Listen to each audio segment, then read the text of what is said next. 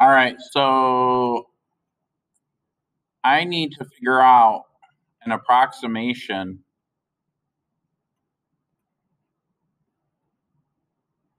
of that. Well, you can plug that in. There's lots of ways that you could handle that. But remember that log base b of x is equal to y. And that relationship is b to the y is equal to x. In other words, 5 raised to some power y is equal to 18. And that can be solved.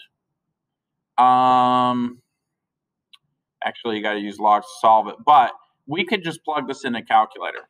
So you have to have either like a TI 84, or you can use, if you go to my website, I put a nice little calculator,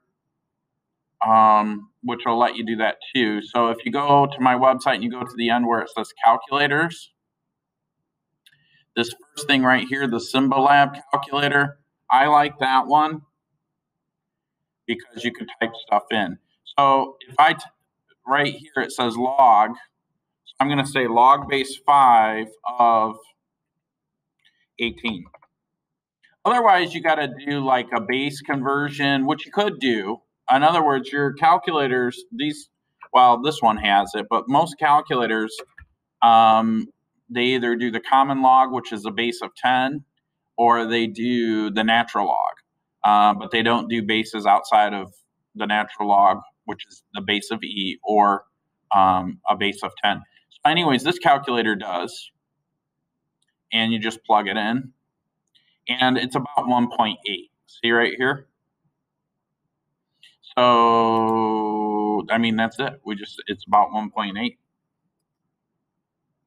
And what that means is if I take 5 and I raise it to the 1.80, and I could do that on the calculator, it should be pretty darn close to 18. So if I say 5 raised to the 1.8